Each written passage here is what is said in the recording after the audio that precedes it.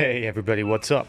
Today I want to talk to you about the Mecredes SLK200 and the rust problems that this car has. This is the R170 series from 1999 and that's quite common.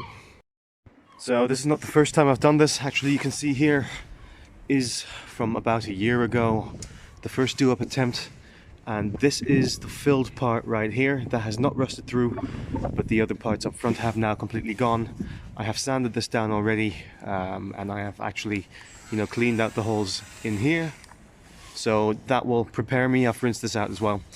But what you can see, and what many people said, is that you should do a more expensive job, and it will look better. But the problem is, once this starts rusting, on the underside of the backside here, the rust also spreads and you just don't know where it will repenetrate.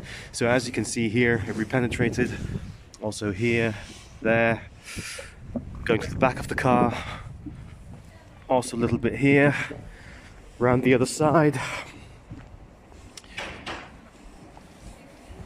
and here at the front of the fenders, which was done up before as well. So it's penetrating at all different parts of the vehicle. So as I was using before, I will fill it up with this putty here, and then I will coat it with Hammerite. This is polyester filler. This is actually not specifically automotive stuff. You can get a Bondo filler off Amazon with a filler mesh, but these holes are not too big, and this stuff is actually quite cheap. It's like $5 for the container. And as you could see from the previous filler, it does the job pretty well. So if you're not looking to win any sort of beauty competitions, then this stuff will be quite good. Alright, this is relatively straightforward. You need a flat non-absorbing surface for this to mix on. You take some of the putty, some of the hardener, blend it together nicely, and use it up within about 5 minutes before it starts hardening.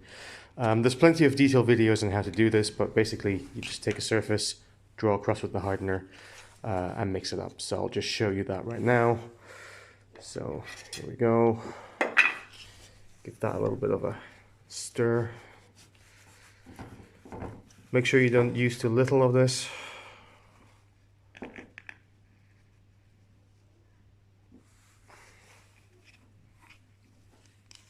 We'll probably need some more.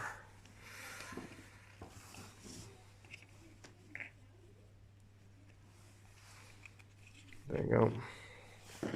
And then we put some hardener on. There. That will probably suffice. And now mix it up, and you can smooth it out this way by pulling it across. That gets the air bubbles out. I need 2 hands for that.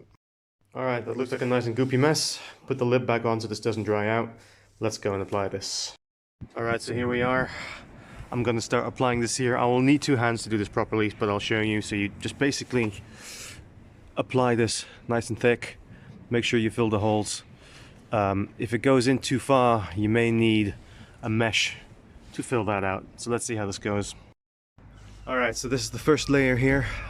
This doesn't need to be particularly smooth. I'll put a second layer on as well, because what I've done, I've just taken nice big chunks and kind of like stuffed them in the hole and made sure they stay there. So let that harden, and then we'll apply a second layer, and that will sand them down. If you want to do a larger type of job, you can put some hole filler putty that you can get. It's a finer putty, and then you sand that down. I am not going to be doing that, right? But as I said, generally, so this kind of stuff, if you really want to have it stopping and not reoccurring again, actually you just need to cut this part out and weld a new part in, or just replace the entire wing, right? That would be sensible as well. But as we're here talking about cheap DIY, this is what I'm going to do. Alright, so here we are. I've applied a second layer now, just waited for the first one about half an hour to harden out.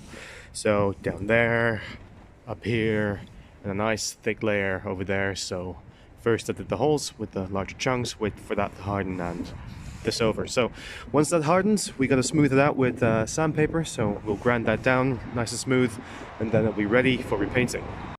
And of course the same on this side, just down there and over the arch and underneath as well.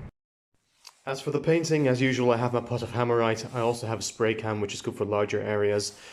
As the job up front is larger, I may actually use the spray can again. Then it means we have to kind of tape off the rest of the car and stuff like that. And there are plenty of videos on how to do so, but you know, I'll leave that choice up to you depending on what you want. If you want to really have a nice paint job, you need to put multiple layers on, get the right color and clear coat for your car, right? But that will be for another time. So it's actually getting dark, and the weather forecast has forecast 2 days of non-stop rain. So I don't think I'll be able to finish the painting today. This will harden, it's water resistant, so that doesn't really matter if it gets wet. So I'll leave this for the next 2 days and I'll end this video here, but stay tuned for some painting and of course the smoothing out of this. But in essence, this is just to show you the issue with the rust, how it forms new holes, and of course to warn you of spending too much money on these parts. So like I said, if you want to do a proper job, either replace the entire plating or weld a part in, and that way you can make sure this problem doesn't occur again.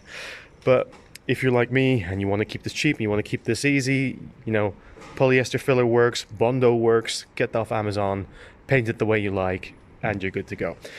Alright guys, so I'll leave it here for today before I get rained on, and if you liked the video, give it a thumbs up, subscribe to the channel, and stay tuned for more stuff.